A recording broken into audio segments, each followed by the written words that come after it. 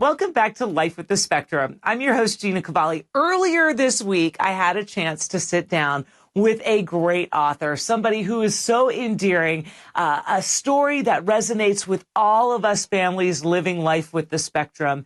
And I'm so happy to talk to him today. I wanted to make a quick mention, though. This book, From Struggle to Strength with Harry, is an Amazon bestseller right now. And so you still have time to order it today for your husband or for yourself, a little stocking stuffer, Mom. It's a quick read. It is, like I said, an Amazon bestseller. And the best part is it can get to you in time for Hanukkah and for Christmas on Wednesday. Please welcome to the show, Harry Psaris. Hi, Harry. How you doing? Good. How are you today? I'm so happy you're on the show. I love this book, From Struggle to Strength. Obviously your book is an easy read. It's inspirational. I cried. I laughed. Tell everybody what your book is about. Absolutely. First of all, just an honor to be on with you. And thank you for having me. So let me back up for 1 minute and I'll tell you, so starting in 2000, I live in Pittsburgh, Pennsylvania, grew up in Weirton, West Virginia, 30 miles from here, Steeltown. And, in 2014, I was one of the few fathers in the area at fundraisers and different events that would be delivering a speech from a father's perspective. And I was at the Autism Notebook Conference Center, and they were at a symposium, and they asked me to speak. And as I was talking, a multitude of mothers start lining up. And it was like one, two. And my first thought was, I'm a little edgy at times. I said, did I say something to offend everybody? And then I realized as I looked down, we were 10 to 12 people deep, and all of them were very emotional. And when I finished my speech, I jumped off the stage and they physically grabbed me. Imagine this. And said, Harry, we need your help. Our husbands aren't on board, or might have been a boyfriend on board. We need support and we're not getting it. And at that time, I am far from shy. I had a multitude of coffees. I had a dinner. I had a lunch.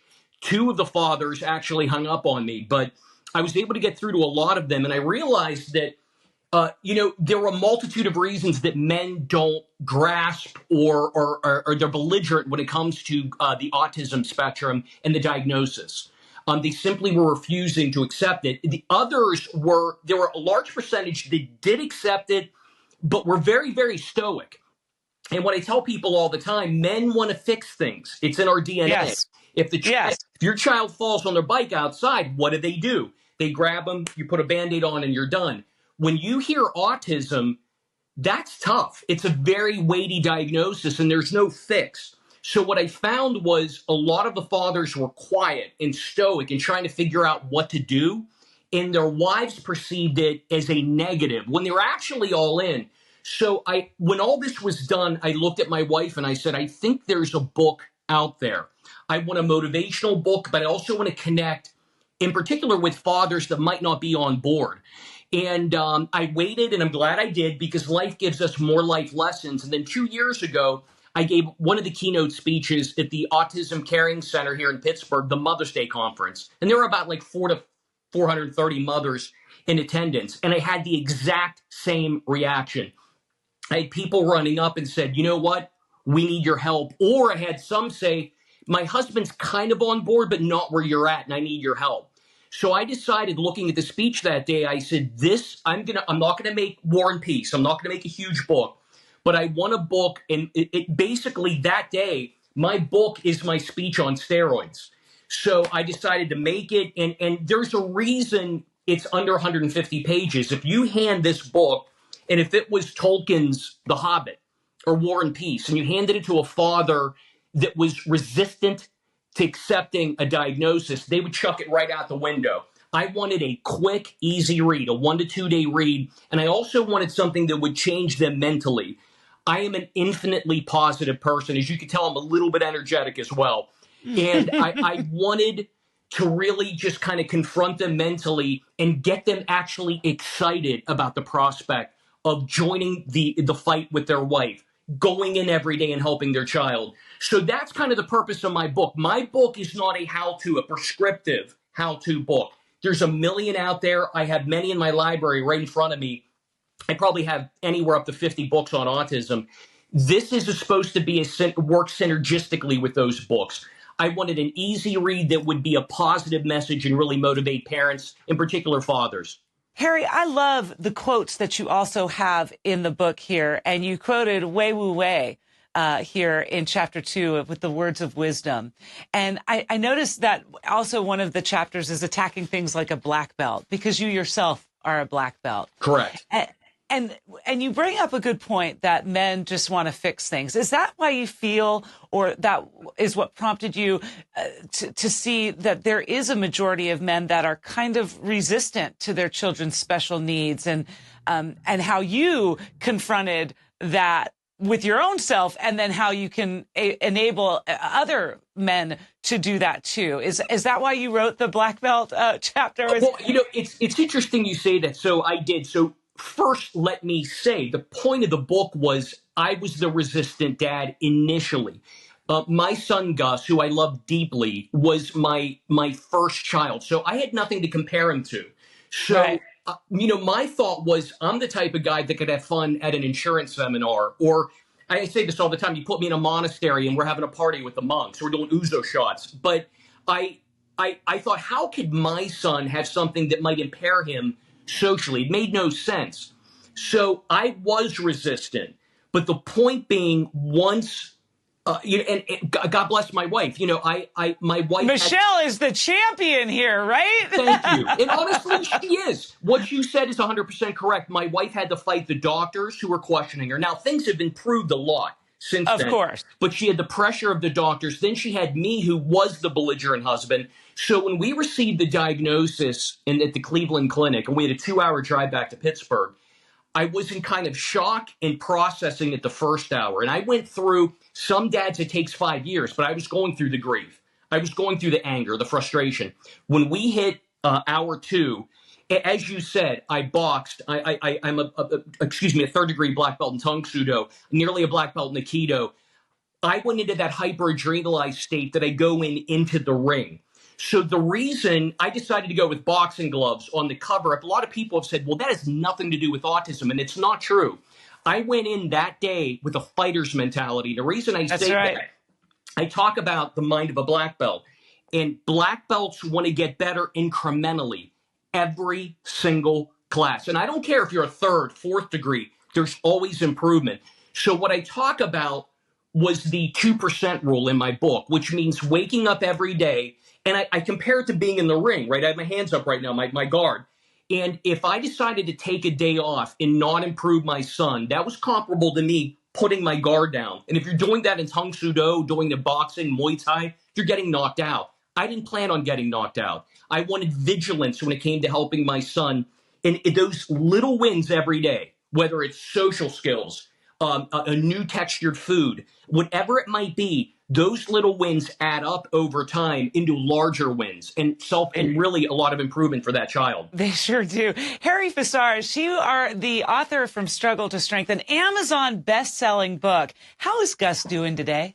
I'm so proud of him. I get choked up thinking about it. He is a junior at Kent State University, and you can't find a more proud golden flash. And I talk about this in my book.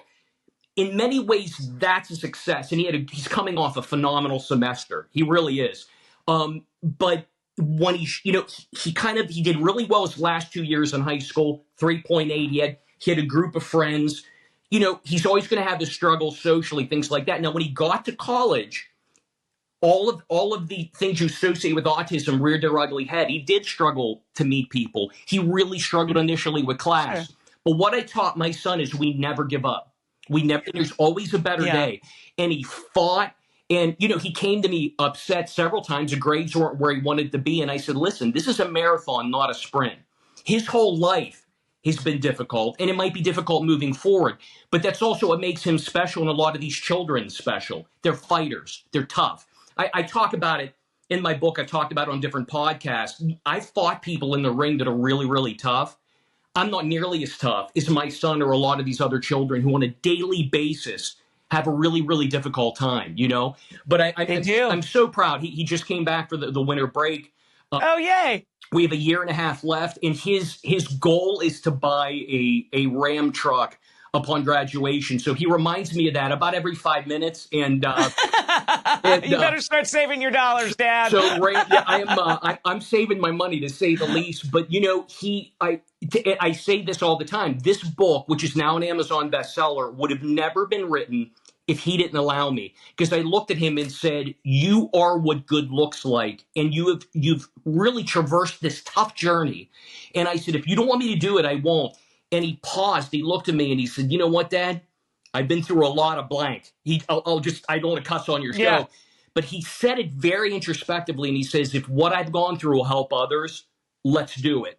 So, they're shining stars in this book, Gus in particular, and my wife, and I'm just glad that the world is getting to know them a little bit better. Harry Psaros, the Amazon bestseller author of From Struggle to Strength. When we get back, we're going to find out what this neuroscience thing that he's doing at AbbVie is.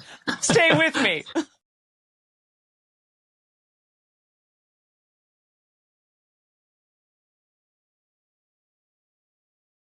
Welcome back to Life with the Spectrum. I'm your host, Gina Cavalli. With me today, Harry Psaros. You are the author From Struggle to Strength, but you're also an executive of neuroscience, a specialist there at AbbVie. AbbVie, for whatever it's worth, guys, they are like a pharmaceutical company, okay? And so they make different drugs and things like that. So what is your part in that? And how is Gus helping you move the needle at AbbVie?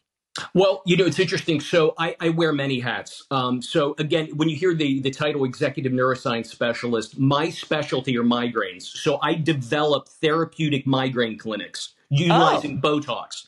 So I will tell you, and anyone listening to this, I'm cognizant of the negative stigma with pharma for good reason. What I am proud of is that I represent a biologic that has been used now for 30 years that helps people turn them around when it comes to their life in general. We improve the quality of life for people. I also am the senior writer for Pittsburgh Sports Now. I'm one of the top social media influencers for University of Pittsburgh Sports. So I have upwards of over 20 plus years of writing, interviewing recruits when it comes to recruiting, podcasts, sports, all that. It's a lot of fun. So like I said, I wear many hats. I always joke around and say Botox and sports are my my life. But I will tell you, my clients are, I always say, top of the food chain intellectually. You have a lot of neurologists, a lot of high-end pain specialists, and they have significant interest in autism. And not beyond that, when you look at the spectrum, you have ADHD, autism, Tourette's. They all kind of fall into that. So Gus has autism, he has Tourette's, primary ciliary dyskinesia, and he can't hear out his right ear. So needless to say, he has had many, many challenges even beyond autism, and yet he has a warrior's mentality. He's persevered every time. But it's a great, it's like in particular my book, my clients who are neurologists have loved the fact that I've written it. We've had robust discussions. And what really pleases me, I've actually had several say to me, you've made me look into potential research into this area, which is all I've ever wanted. I want more and more research, more and more solutions for these children long term. So it's been interesting. Yeah, and it's a shame, too. I don't know how you feel about stem cells and the fact that people have to travel out of the country to get stem cells that don't belong to them, that belong to other people, and they're injecting children, and it's a 50-50 gamble. I actually have a question. How do you feel about that? How do you feel about stem cells maybe coming home stateside? I promise you, when I tell you this, you may not believe me. We are flying to Florida tomorrow, and Gus will be receiving my son's stem cells on Wednesday.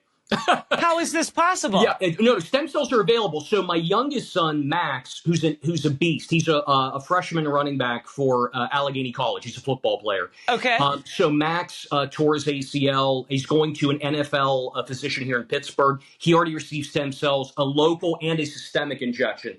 Now, I'm actually going down to Florida. There is a physician that has a new innovative treatment with an MS drug for autism. And part of it works almost synergistically with stem cells. It'll flush what's called synuclear protein out of the brain and actually helps repair the myelin sheath that are on a lot of the nerves. So you can get stem cells in the States. And I know you didn't know I was doing this, but we actually are on a plane tomorrow to go down. We're going to be eating sushi tomorrow night.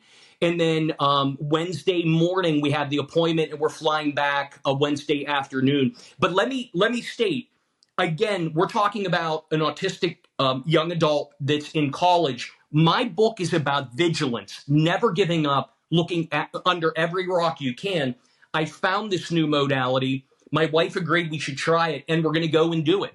So I so can't wait. I want to follow up with you, Harry. I want to know what kind of changes you see. Like, I mean, I would record, I would do a recording with Gus before and after to see what the difference is. And it may not happen like right away. It might happen, you know, a few days or whatever, that you see some slight differences than you did before. Oh, I'm so excited for him. And I didn't know that this was happening in Florida. yeah, this is happening, and you can get stem cells. And I am a huge advocate for peptides, for stem cells, and they should be proliferated.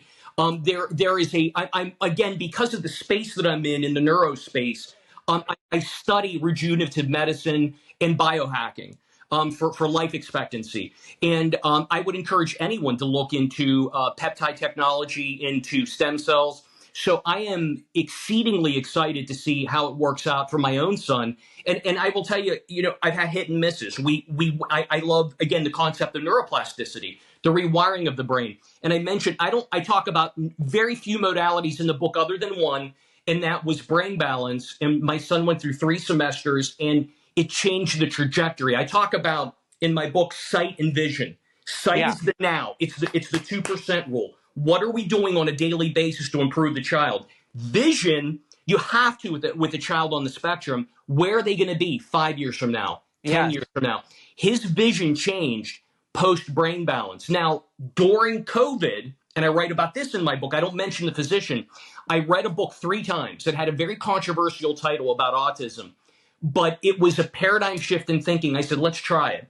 And it turned out to be, quite frankly, a swing and a miss. We spent an inordinate amount of money, and our son gained weight from some of the drugs they recommended, and it didn't work out. But the point I remember reading that. Yeah. You have to shift and move. And again, this opportunity came up, and we agreed, let's do it. Because it's all about process improvement in life. And if this is a home run, then you know what? Maybe, you know, like I said, he'll thank us 2-3 years from now. But I'm really excited. So on Wednesday morning, he's going to be receiving the script and the stem cells there, and we're flying back. I'm really excited. Oh, I can't wait to get a follow-up with you, Harry. Now, listen, as far as the book is concerned, well, really quick, let's back up before the book.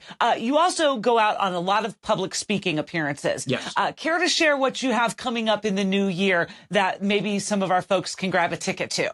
Well, you know what? Right now, in terms of bookings, a lot of it is, and right now I'm trying to like juggle between work and when to fly down on weekends. But I've had invites to go to the Hamptons, invites to go to Florida. And I've had a tremendous amount of invites all over the place. When that happens, I'll be putting them up on my website. Okay. So what I'm trying to feel right now is work schedule and travel, then book. So I owe that to Abby. So but I have 3 or 4 in the hopper right now, and I'm trying to create. I have harrypaceris.com right now. We're going to be revamping. I didn't expect the success of the book, so we're going to be revamping the site.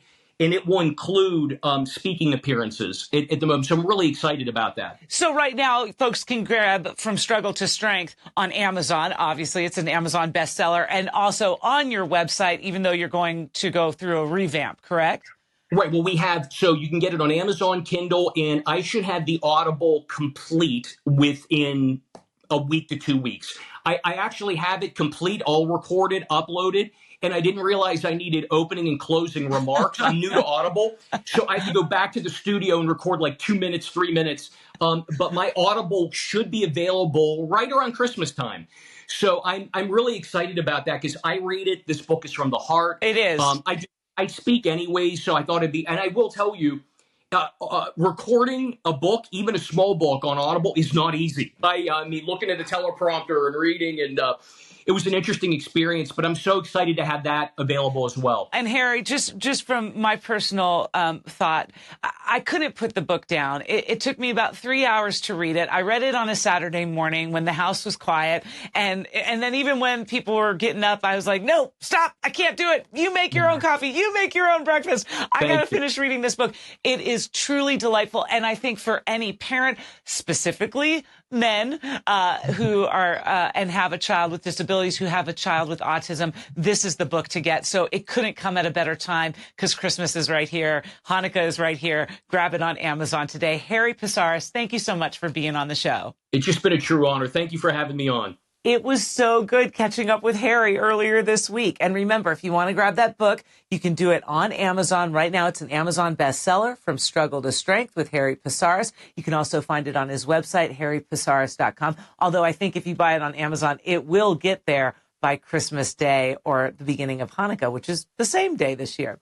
I wanted to say from my family to yours, thank you so very much for supporting Life with the Spectrum, for always checking out these episodes. Even if you stay for 1 minute, 5 minutes, or the whole show, we so appreciate you because we're all living this journey. It looks different for all of us, but we're all on the same path to help raise productive, successful, bright children who are happy and healthy. And that's really all we want, right?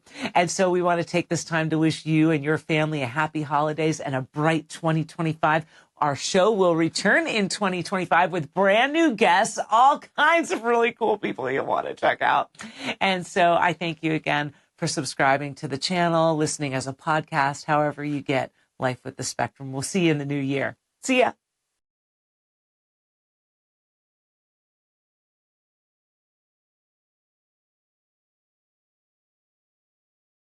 Bye.